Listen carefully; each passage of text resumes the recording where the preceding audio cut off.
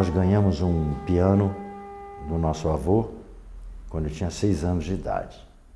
Aí começou a minha carreira. Eu sempre falo isso no meu currículo. O começo foi assim, piano. Naquele tempo, geralmente se tinha um piano em casa, né?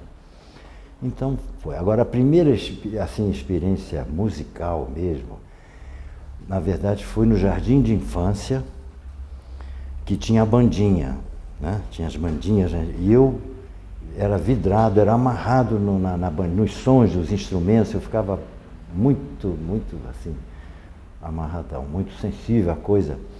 E depois, essa foi a primeira experiência. A segunda experiência também, eu tinha por aí 5, 6 anos de idade, um garagista do nosso edifício, ele tocava violão.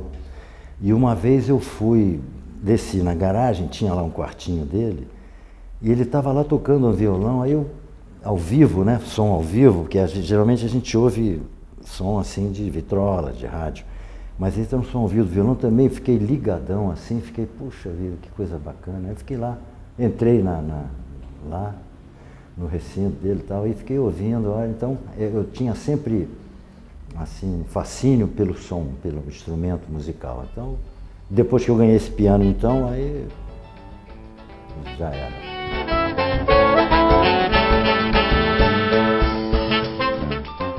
Quando nós recebemos o piano do nosso avô, esse presente, eu comecei a dedilhar sozinho, que eu devia ter uns 6 anos de idade. Aí eu me lembro que a primeira música que eu toquei de ouvido, porque eu tinha um ouvido legal, tenho. Então, a primeira música foi Maracangalha, do Dorival Caymmi. Eu vou pra Maracangalha. Foi a primeira música que eu toquei assim. E a partir daí, então, os meus pais, poxa, esse menino aí tem futuro.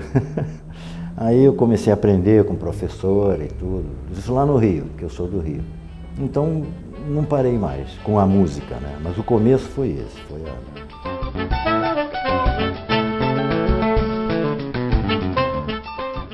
Primeiramente, meu instrumento era piano. Ainda é piano e saxofone. Saxofone, eu só vim tocar, assim, aprender quando eu tinha 20 e poucos anos de idade. Mas antes era só piano mesmo. Agora, o saxofone veio depois, veio como que foi um acaso. Na década de 70, o meu irmão, que estava estudando engenharia no Rio, ele comprou um sax, cismou de comprar um saxofone. Nem ele sabe, eu acho que por quê. Aí ele começou lá a tocar, a praticar, mas viu que não estava dando certo com ele, encostou o sax.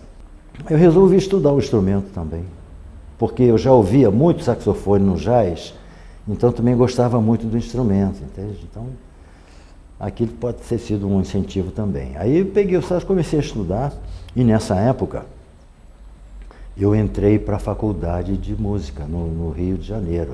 Eu tenho licenciatura em educação musical. E nessa época eu estava estudando lá, né, na faculdade, a Unirio, a atual Unirio, mas era ainda na Praia do Flamengo, a antiga Uni, prédio da Uni e tal, era bacana. E eu comecei a praticar o saxofone e estudar. Lá tinha um professor, então a partir daí também eu sempre praticava os dois instrumentos.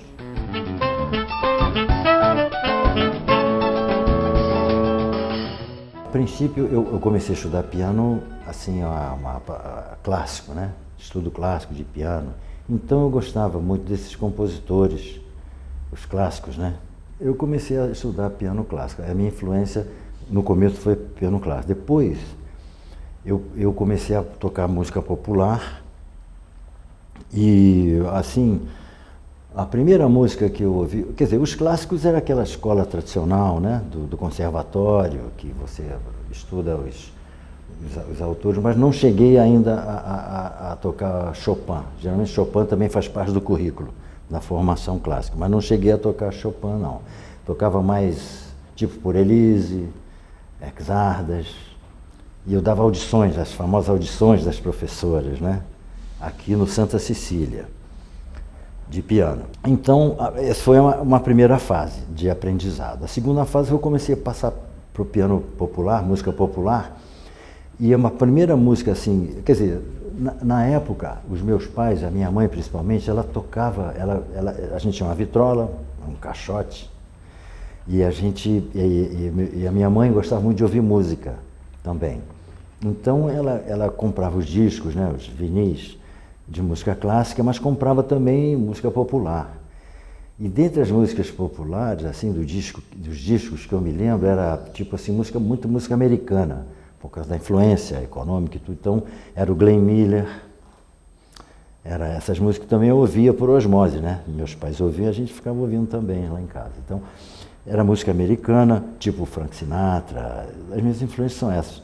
Música, o jazz, principalmente o jazz. Até o Elvis Presley, quando a gente já estava aqui em Petrópolis, o Elvis Presley, isso foi década de 60 que nós viemos aqui para Petrópolis, final dos anos 50. Então, era o rock também, né? O tipo rock, tudo, muita música americana. O samba também, mas samba um pouco menos, porque a gente gostava, até hoje, porque a garotada gosta de rock, né, e tal. Mas eu ouvia de tudo, a gente em casa ouvia de tudo. E uma pessoa, deixa eu ver, músico assim, na época, não, já era mais tudo jovem mesmo. E eu me lembro que a primeira música de jazz que eu ouvi, assim mesmo, que era mais velho um pouco, foi o Take Five, do Dave Brubeck. Não sei se vocês conhecem. Essa música eu ouvi, então me influenciou muito. E nessa época eu ainda estava estudando piano clássico. A partir daí que eu comecei a passar para o popular, parei com o clássico, veio a bossa nova, o advento da bossa nova também, que eu fiquei ligado. Mas nessa época eu tinha uns 13 anos, ainda não tocava legal. Aí fui desenvolvendo. Agora, músico mais antigo naquela época, realmente eu não tenho... Quer dizer, a minha professora de piano, o nome dela aqui de Petrópolis, era a Dona Naná. O nome dela era Elfrida Stratman. E ela era uma já senhora idosa, devia ter seus 60 anos ou mais, e ela tocava, era do tempo em que ela tocava piano em cinema mudo, em filmes mudos. E ela tocava, eu acho que aqui em Petrópolis, ela tocava piano, imagina. Ela que me ensinou também a música clássica, ensino clássico, né? Depois eu comecei a estudar por conta própria, mas a pessoa da terceira idade que me marcou muito foi essa professora, Dona Naná.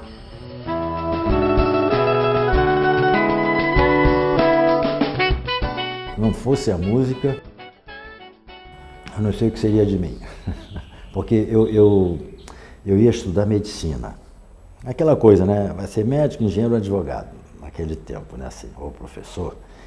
E eu queria estudar medicina, mas sempre tocando música até profissionalmente. Eu já era profissional da música, mas ainda estava no vestibular, fazendo vestibular. Então eu gostava muito de ciência, estudava muito, sabia? Gostava muito. Então eu resolvi fazer medicina, porque é uma profissão muito assim de ajudar as pessoas, ou o que seja. Então eu comecei a fazer vestibular para medicina, não passava, porque eu fazia as duas atividades, né? Estudo normal assim, de vestibular, e a música, que eu ficava tocando, praticando. Aí não passava, então aí que eu resolvi ir para a faculdade de música.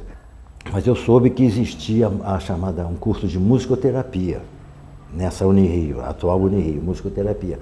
Mas não era curso de musicoterapia, era uma cadeira, né? Era uma matéria de musicoterapia. Mas mesmo assim, aí eu entrei nessa escola, essa faculdade, e aí larguei a medicina, larguei o objetivo de fazer medicina e fui para a música mesmo, porque eu já era um iniciado, né, na música, na verdade. A influência da música na pessoa, no músico, eu acho que o artista em si, o artista, que se julga um artista, todos somos artistas, né?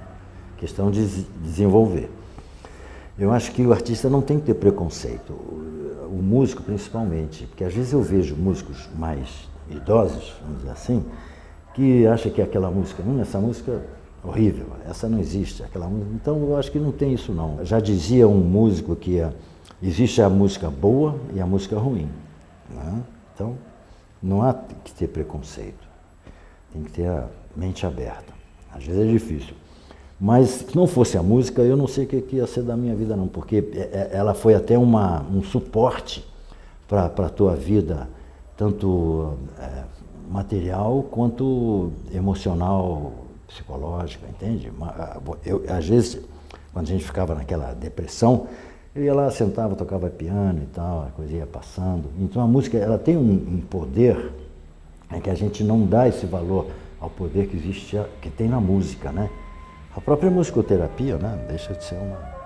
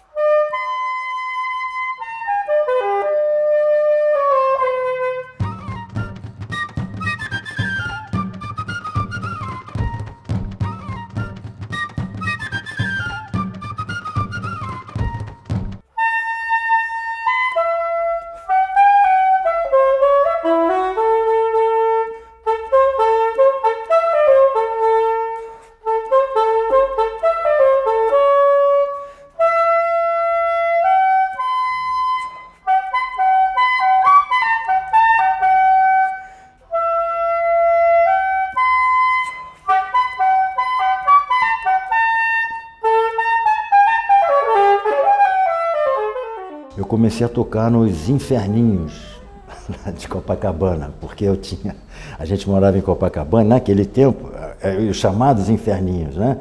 Foi assim, a época pós-Bossa Nova. Eu não cheguei a pegar o Beco das Garrafas, não. O Beco das Garrafas, a Bossa Nova já estava consolidada, mas não estava aquele lance, aquela coisa efervescente. Então, comecei a tocar nesses inferninhos, como assim, a gente chama a gíria de bicão. Bicão é um penetra, vamos dizer assim.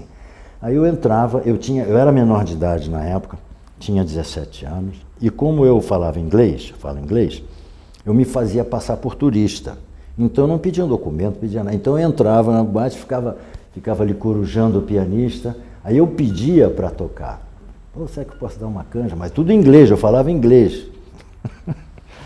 Para os caras não me descobrirem. Então, aí eu comecei a praticar, a tocar, praticar, e eu comecei como se fosse um profissional. Eram 2 grupos que se revezavam. Então, assim que eu comecei a minha carreira.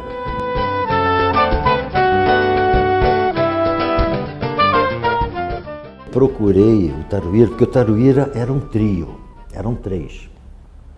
Aí não sei como eu conheci um dos integrantes, foi o Breno Moraes. Aí eu comecei a tocar com eles, não sei aonde é que foi. Ah, não, eu sei, o Breno namorava a filha de uma amiga nossa, e aí que eu conheci o Breno num aniversário de um outro amigo nosso, que ele fazia saraus. No aniversário dele tinha sarau, ele tinha um piano em casa, a gente ficava lá cantando, e ele foi num desses aniversários, aí eu fiquei conhecendo ele era dos Canarinhos. Eu fiquei conhecendo ele falou que tinha um trio. Ah, olha, eu gosto muito de chorinho. Ele falou, eu toco chorinho também. Ah, você também? Então, começou daí. Aí virou quarteto, depois virou sexteto, mas foi assim. Aí o mais velho. Agora, mas existe um mais velho, assim, quase da minha idade, que toca o violão atualmente, no Taruíra. Mas o pessoal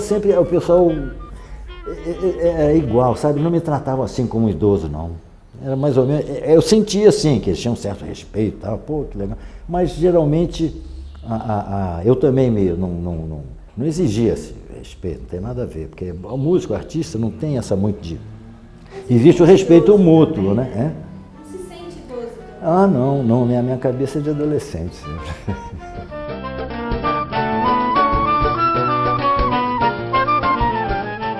Tudo de bom porque a gente fica mais sereno, pelo menos eu fico mais sereno, fico mais assim, observando mais as coisas, os jovens, né, e tal.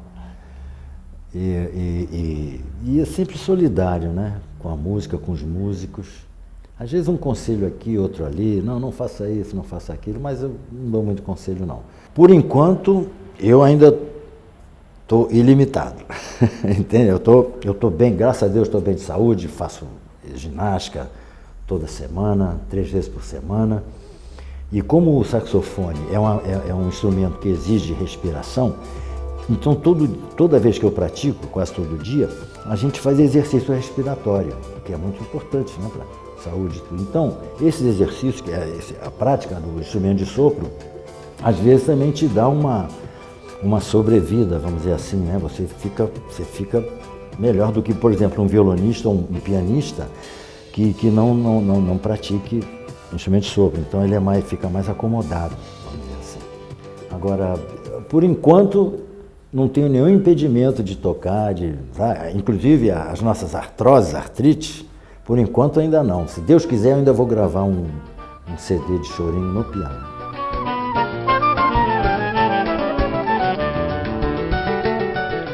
Olha, não mudou não. Eu estou evitando, sim, tocar na noite.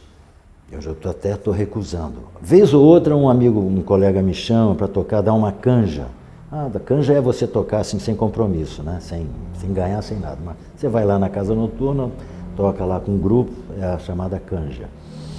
E eu tenho evitado tocar na noite. Eu prefiro tocar mais durante o dia, ou então tocar em algum festival, tudo bem, tocar em festivais. Agora, encarar a noite, a casa noturna, eu já não... É só isso. Agora, resistência a gente tem. O músico, eu acho que o músico não se aposenta. Ele só para de tocar quando realmente a saúde dele impede. Eu acho que é isso. Porque eu vi um senhor, nos Estados Unidos, um programa no YouTube, um senhor que toca saxofone barítono, eu acho que ele tem já 80 anos, ele foi homenageado e ainda toca numa orquestra, numa big band de jazz, e ele foi uma homenagem muito bonita. Então, eu acho que o músico não para. Agora, realmente, a idade vem vindo, você tem que se preservar, sim. Então, é isso que eu faço. Evito a madrugada, evito as noitadas.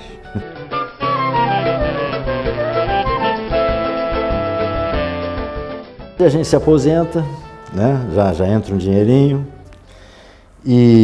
mas a luta continua, o correr atrás né, do cachê, isso continua, sempre vai continuar. E para a gente, talvez haja o preconceito do músico, mas o músico geralmente não tem preconceito, pelo contrário, quando o músico é mais idoso, quando é um músico idoso, mais de idade, ele até tem mais respeito até.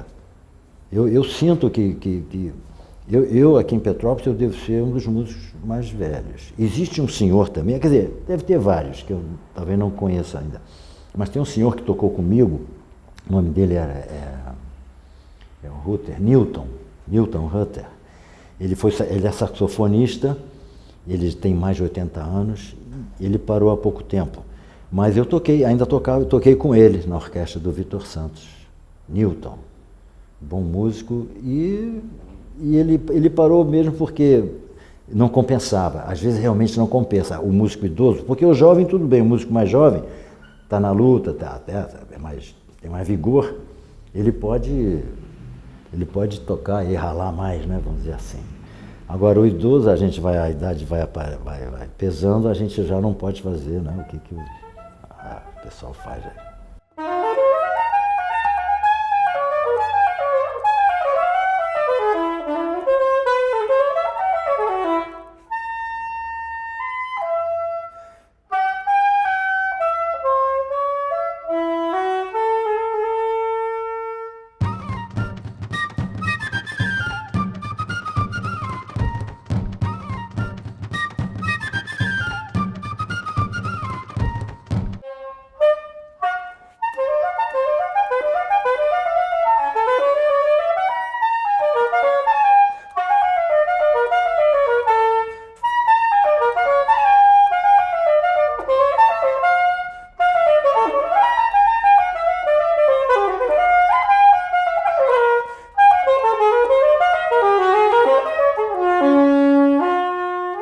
Eu acho que toda pessoa, independente do que ela faça, né, vai chegando à idade, a pessoa tem que saber usar a vivência dela, né, anterior.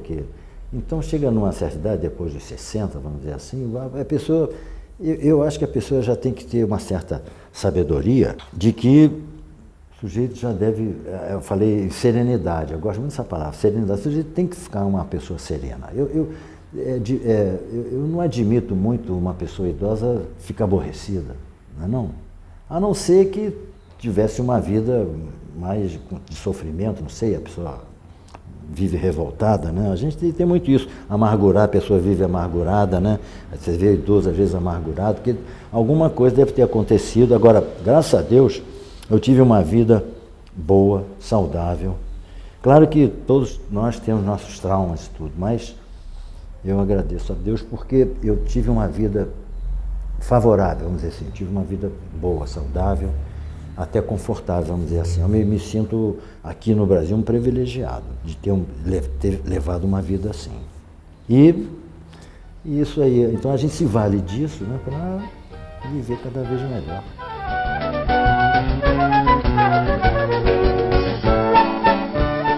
Com certeza, a própria musicoterapia, arte-terapia, eu acho que é muito importante, tanto para a criança quanto para o idoso, jovem e o idoso, porque eu vi no YouTube, alguém me passou, sobre o Alzheimer e a música. Eu não sei se você já viu isso, não. Quando o médico botava fone de ouvido nas pessoas com Alzheimer, a pessoa levava um insight assim, reagia de uma forma muito boa. Começava a dançar e às vezes começava até a cantar junto, quando conhecia a música. Então eu acho que a música tem um poder incrível assim de influenciar as pessoas, né? na saúde, na depressão, né? Na saúde em geral. Eu acho que a música é uma... E a música, desculpe dizer aqui, me alongar, a música, na verdade, é tipo uma magia. Porque, olha bem, é uma vibração, né? Que é uma vibração mecânica que vai afetar a tua cabeça, o teu cérebro vai transformar essas vibrações mecânicas em alguma outra vibração que a gente... Então existe uma certa magia na música, ao vivo. De música também mecânica, tudo bem. Mas é uma coisa assim muito interessante. Eu acho que é uma coisa que transcende, às vezes, transcende a nossa compreensão do efeito que a música causa, essas vibrações musicais causam na gente.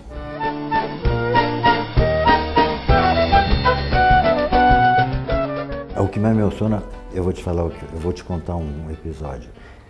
A gente estava tocando na rodoviária, no Bingen, Nova, eu e um guitarrista, eu estava tocando saxofone barítono, que é um saxofone grande. Aí meia hora depois, chegou uma pessoa e falou assim: puxa, que bacana esse som, você sabe que eu estava chateado, não sei o quê, de ir para o Rio, não sei o quê, agora eu estou numa boa e tal.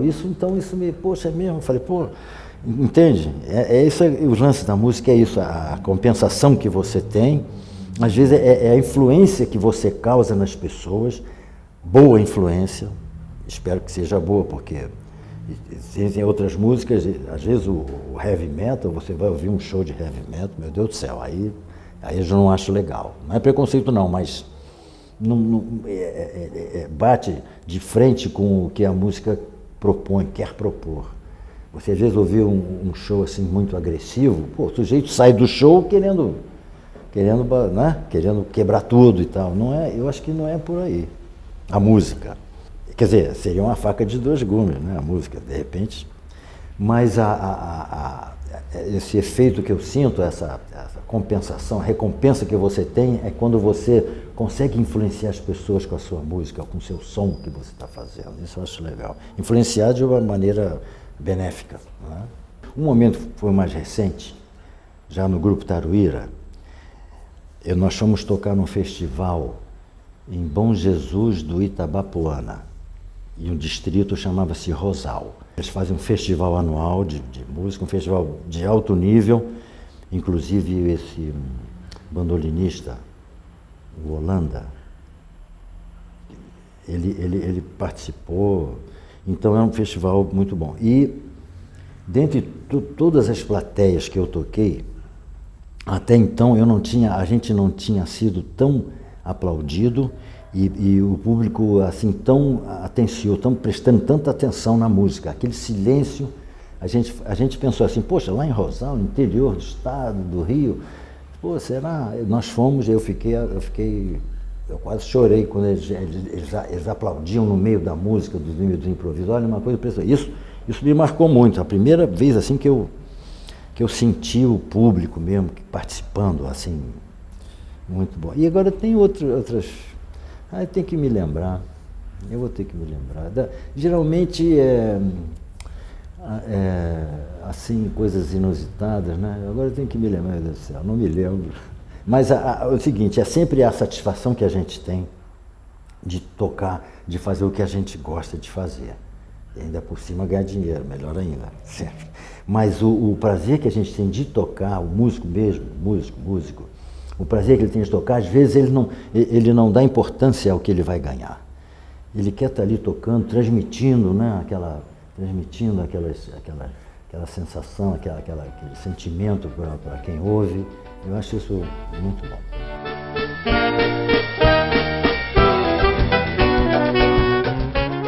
Trouxe mais alegrias do que frustrações, entendeu? Olha, muito mesmo. E realização.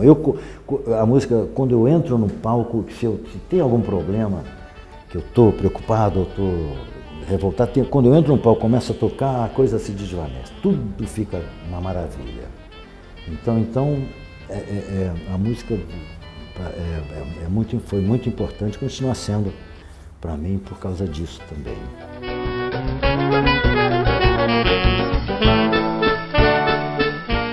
Eu vou gravar um disco, vai se chamar Chorinho no Piano. Então vai ser só piano solo, chorinhos do Pixinguinha, esses autores, compositores de choro. Agora, geralmente o músico, isso é uma superstição. A gente nunca fala dos projetos que a gente vai fazer até realizar o projeto, para não agorar, né? Mas eu não acredito muito nisso, não. Então, o meu sonho, entre aspas, vamos dizer assim, é ter esse disco feito. Se Deus quiser, eu acho que até o final do ano eu faço um disco de choro. Vai se chamar mesmo Chorinho no Piano. Pronto, é isso.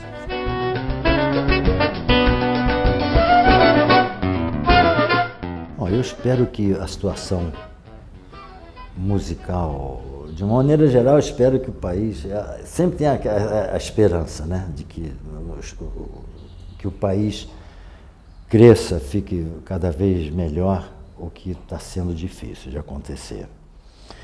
Mas, particularmente na música, eu espero também que melhore, primeiro, o ensino musical, a chamada educação musical, porque, na verdade, nós não temos educação. É muito difícil você ver uma pessoa que tenha uma educação musical, vamos dizer assim, que faz parte da cultura geral. Educação musical, até educação artística, sobre teatro, música. Então, às vezes, você vai conversar com alguma pessoa, ela só ouve o rádio, só ouve o que vem a ela, a pessoa não quer buscar outras coisas. Hoje em dia, com a internet, meu Deus do céu, você tem mais opções. Mas não, a pessoa às vezes se acomoda, então ela não quer saber, às vezes não tem essa...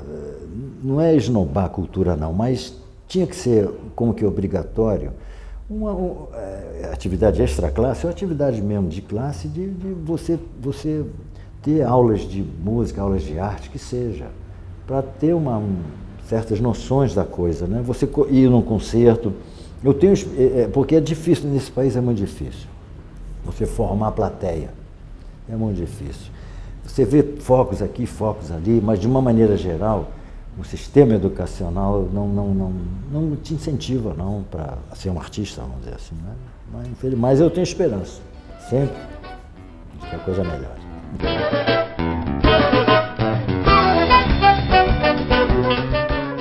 Eu acho que a pessoa deve fazer o que ela gosta, né? O que ela sente. Às vezes não é possível. Eu até entendo que a pessoa, para sobreviver, ela tem que fazer o que não gosta. Tem muito isso, existe muito isso. Eu, graças a Deus, mais uma vez, a minha família conseguiu, vamos dizer, me bancar para eu fazer o que eu gosto, que seria a música. Mas eu acho o seguinte, eu vi uma vez uma entrevista na França de uma pessoa que comprou um castelo, e a pessoa falou assim, o entrevistador falou assim, escuta, como é que você vai? Ele falou que o castelo tinha que ver o telhado, que ia custar caríssimo, mas e aí, como é que você vai fazer? Aí ele falou assim, como é que você vai fazer? Aí ele começou a conversar e falou assim, se você não está podendo fazer isso agora, você tem que criar condições para que você tenha meios, no caso dinheiro, para poder realizar aquilo que você quer. Então acho que é isso, às vezes a batalha da pessoa é dupla, tem que batalhar pela sobrevivência e batalhar pelo que ela gosta de fazer, né? No caso seria o hobby. O hobby é o que é? É uma pessoa que trabalha num lance, mas o hobby dela é aquilo que ela gosta mesmo, que ela sente o prazer. No caso, a música para mim foi o hobby e a minha atividade, entendeu? Me sinto um privilegiado também. Mas o conselho é esse. Tente batalhar, ralar o que você gosta de fazer, mesmo que você tenha que fazer uma outra atividade, mas...